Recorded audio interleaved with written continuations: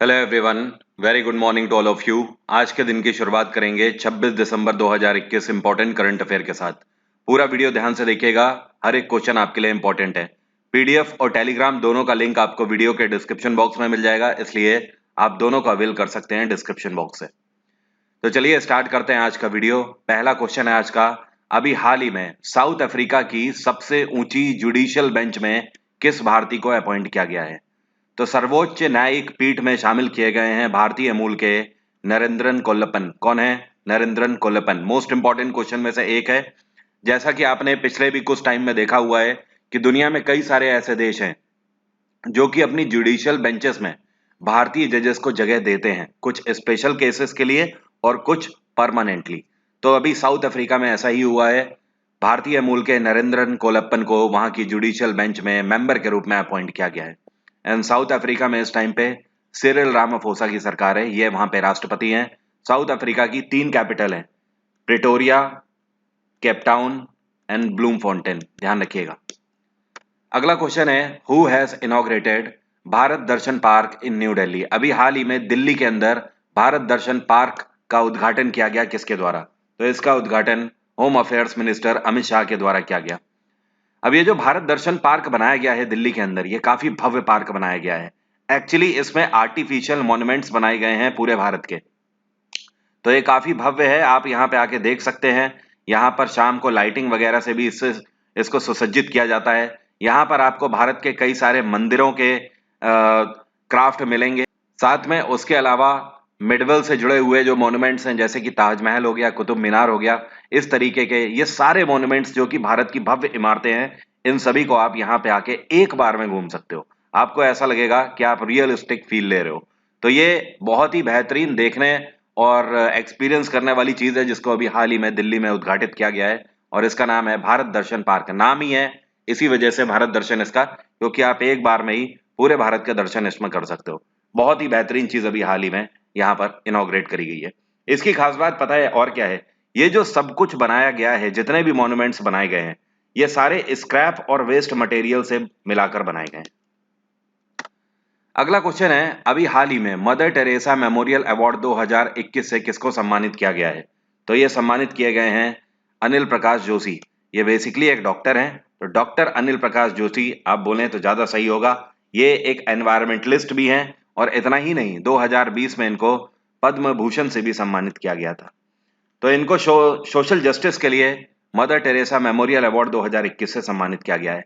इनके अलावा भी 2 भारतीय हैं जिनको अभी हाल ही में सम्मानित किया गया है। आप दोनों के नाम ध्यान रखिएगा, मैं यहाँ पर लिख देता हूं। एक तो आपको नाम ध्यान रखना है विद्युत मोहन, ये सम्मानित किए गए हैं अर्थ शॉर्ट प्राइज से। किससे? अर्थ शॉर्ट प्राइज अवार्ड से, विद्युत मोहन। इनके अलावा रिद्धिमा पांडे, आपको नाम ध्यान रखना है, रिद्धिमा पांडे, इनको सम्मानित किया गया है यंग एनवायरमेंटल एक्टिविस्ट अवार्ड से। ये उत्तराखंड से बिलोंग करती हैं, ठीक है। तो टोटल आपको 3 ध्यान रखने हैं।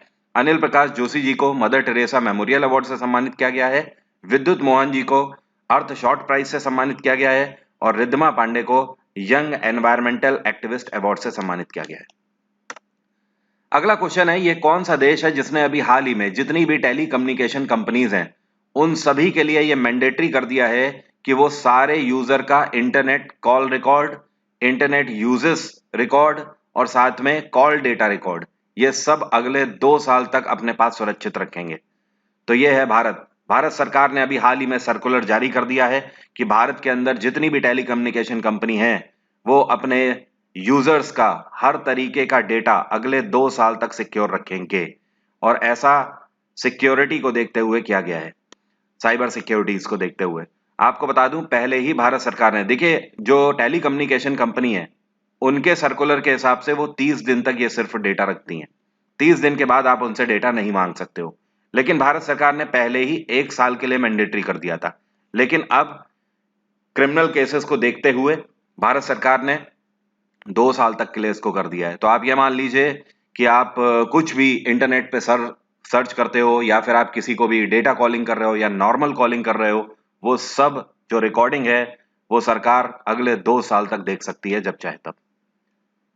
अगला क्वेश्चन है, ये कौन सी राज्य सरकार है जिसके द्वारा अभी हाल ही में गीता रिसर्च इंस्टीट्यूट का सेटअप किया गया है पटियाला इंस्टीट्यूट के अंदर। तो पटियाला इंस्टीट्यूट के अंदर गीता रिसर्च अध्ययन एंड सनातनी ग्रंथ इंस्टीट्यूट का उद्घाटन अभी हाल ही में किया गया है और इसका मेन मोटो है टीचिंग रिसर्च, कि आप टीचिंग के अगर क्षेत्र में हैं तो आप गीता के ऊपर रिसर्च कर सकते हैं और साथ में गीता के जो फेथ हैं, बिलीफ हैं, उनको आप समझ सकते हैं। तो इसका उद्घाटन किया गया पंजाब में चांदी सरकार के द्वारा, और ये कब तक बन के तैयार हो जाएगा? ये अगले 2 सालों में बन के तैयार हो जाएगा। हरियाणा में खट्टर सरकार है, दिल्ली में अरविंद केजरीवाल की सरकार है, राजस्थान में अशोक गहलोत की सरकार है। अगला क्वेश्चन है, सेंट्रल गवर्नमेंट ने अभी हाल ही में प्रधानमंत्री गरीब कल्याण अन्न योजना को कितने साल तक के लिए बढ़ा दिया है? तो केंद्र सरकार के द्वारा इसको 2022 तक के लिए एक्सटेंड कर दिया गया है। आपको बता दूं, प्रधानमंत्री गरीब कल्याण योजना जो है ये कोविड पैंडेमिक के तहत चलाई गई थी और इसका मेन मोटो था जो गरीबी रेखा के नीचे हैं उनको सरकार की तरफ से महीने में 5 किलो अनाज मुफ्त दिया जाएगा।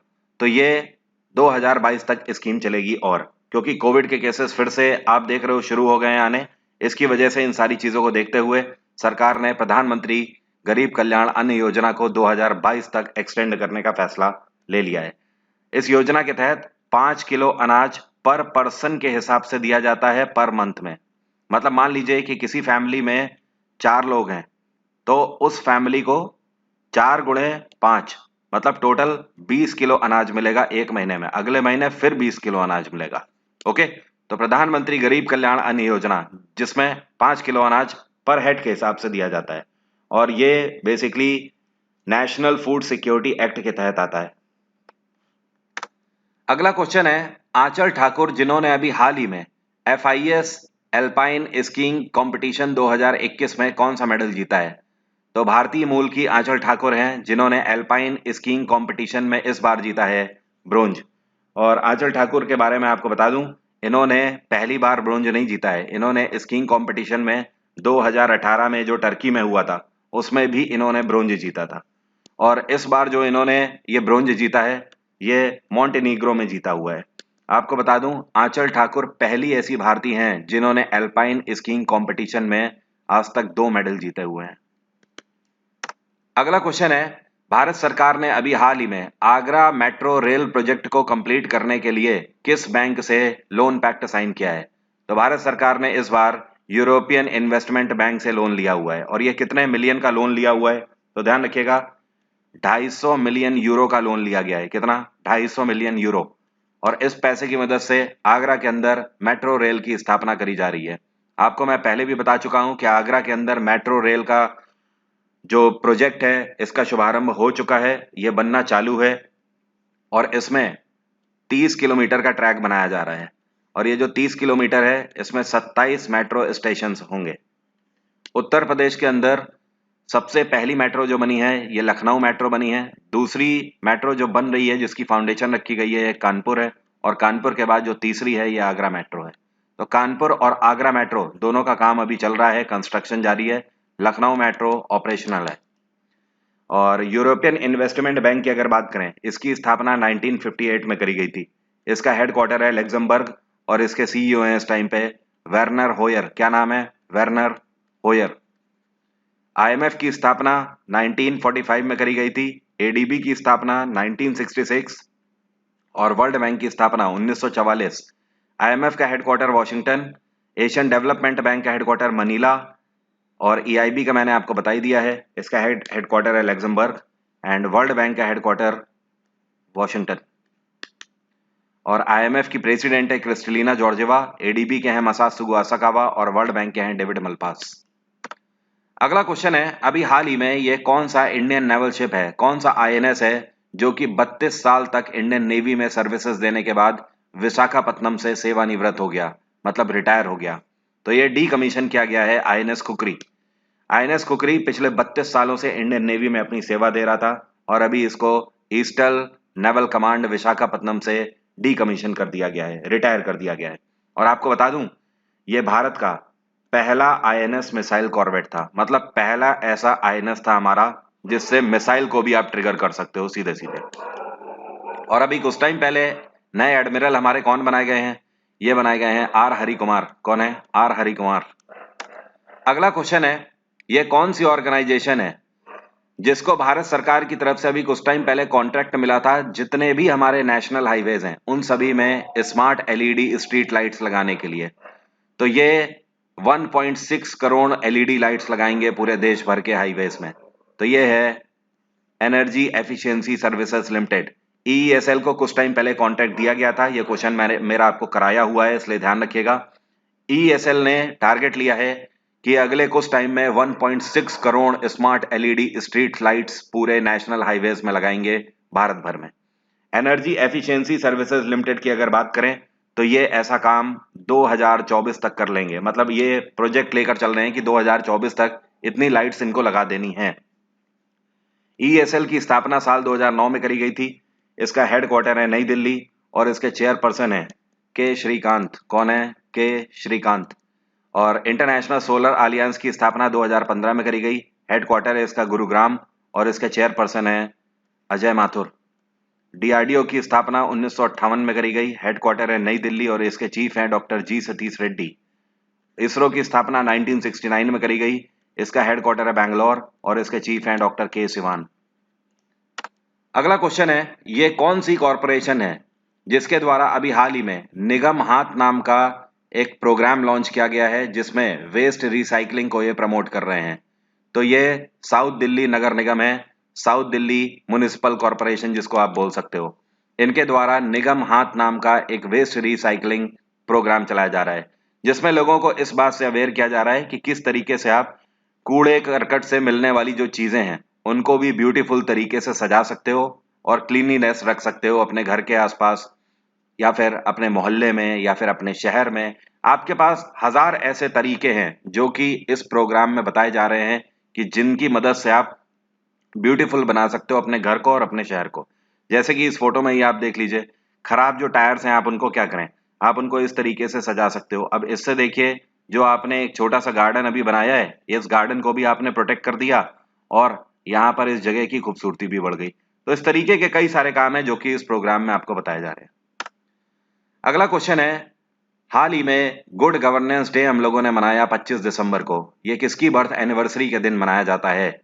तो ये प्रधानमंत्री अटल बिहारी वाजपेयी की बर्थ एनिवर्सरी के दिन मनाया जाता है गुड गवर्नेंस डे। हर साल 25 दिसंबर को यह दिवस मनाया जाता है। आपको पता है अटल बिहारी वाजपेयी भारत में कितने बार प्रधानमंत्री की पोस्ट पर रह चुके हैं? वो 3 बार प्रधानमंत्री की पोस्ट सर्व कर चुके हैं। सबसे पहले इन्होंने 1996 में 13 दिन के लिए प्रधानमंत्री बने थे। उसके बाद 96 के बाद 1998 से लेकर 99 तक प्रधानमंत्री रहे और फिर 1999 से लेकर 2004 तक ये प्रधानमंत्री रहे। 3 बार प्रधानमंत्री की पोस्ट पर रह चुके हैं अटल बिहारी वाजपेयी। अगला क्वेश्चन है, which country has fined Google for failing to delete illegal content? ये कौन सा देश है जिसने अभी हाल ही में गूगल के ऊपर पेनाल्टी लगाई है क्योंकि गूगल इलीगल कंटेंट को डिलीट करने में असमर्थ रहे? तो रशिया ने ये पेनाल्टी लगाई हुई है।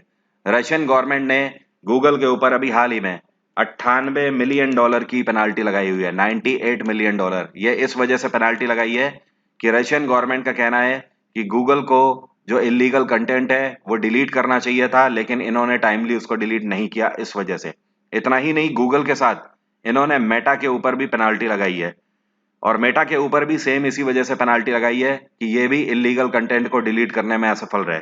बस अंतर इतना है कि मेटा के ऊपर $27 मिलियन की पेनाल्टी लगाई है और गूगल के ऊपर $98 मिलियन की पेनाल्टी लगाई हुई है।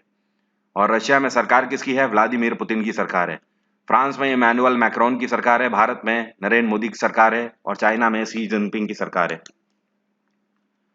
अगला क्वेश्चन है, ये कौन सी ऑर्गेनाइजेशन है जिसने अभी हाल ही में अभ्यास नाम की मिसाइल का उड़ीसा से सफलतापूर्वक परीक्षण किया है? इसको हीट अभ्यास पता है क्यों बोला जा रहा है? देखिए, अभ्यास का परीक्षण तो हम पहले भी कर चुके थे, लेकिन ये उससे कहीं ज्यादा रेंज की अब है, जिसको अपग्रेड किया गया है, तो इसको बोला जा रहा है हीट अभ्यास। तो यहाँ पर हीट का मतलब है high speed expendable aerial target. तो अभ्यास का परीक्षण अभी हाल ही में डीआरडीओ के द्वारा किया गया है। ये उड़ीसा में चांदीपुर रेंज से किया गया है। और उड़ीसा में इस टाइम पे सरकार किसकी है? नवीन पटनायक की सरकार है। अच्छा, एक चीज ध्यान रखिएगा, आज संडे का दिन है और आज दोपहर में 12 बजे कॉम्बैट टेस्ट होने जा रहा है। उस टेस्ट को हर किसी को देना है। ये टेस्ट सभी के लिए फ्री ऑफ कॉस्ट है। अब टेस्ट का लिंक आपको कहां से मिलेगा? तो वीडियो के डिस्क्रिप्शन में मैंने टेस्ट का लिंक दिया हुआ है। उस लिंक पे अभी क्लिक करिए और उस पे एनरोल का बटन आ रहा है ग्रीन कलर का, उस पे भी आप क्लिक कर दीजिए, ताकि जैसे ही 12 बजे आपका टेस्ट स्टार्ट होने वाला होगा आपको पहले से ही नोटिफिकेशन मिल जाएगा और टेस्ट आप दे पाओगे। उस टेस्ट को देने के लिए आपसे अनलॉक कोड मांगेगा, तो कोड डाल दीजिएगा वरुण 777, आपका टेस्ट खुल जाएगा। ये चीज ध्यान रखना है, आज किसी का टेस्ट छूटना नहीं चाहिए। पिछली बार कई सारे स्टूडेंट्स ने टेस्ट नहीं दिया था, लेकिन इस बार का आज का दोपहर का 12 बजे का टेस्ट हर किसी को देना है, ठीक है। जब फ्री में आपको फैसिलिटी मिल रही है तो उसका उपयोग करिए। और इसरो की स्थापना 1969 में करी गई है, Hindustan aeronautics limited 1940 and blue origin साल 2000।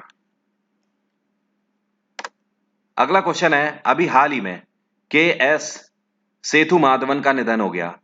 ये कौन सी फील्ड से बिलोंग करते थे? तो के एस सेतु माधवन बिलोंग करते थे सिनेमा फील्ड से, ये फिल्म इंडस्ट्री से बिलोंग करते थे और ये बेसिकली एक मलयालम फिल्म मेकर थे। अभी हाल ही में 90 की उम्र में चेन्नई में इनका निधन हो गया। तो आज की बात यहीं तक रहेगी। Bye bye, take care, have a nice day. आपका दिन मंगलमय हो। अनअकैडमी पर वरुण 777 कोड की मदद से आप कोई भी सब्सक्रिप्शन ले सकते हो और उसमें प्राप्त कर सकते हो बेहतरीन छूट, साथ में 10% का डिस्काउंट एक्स्ट्रा।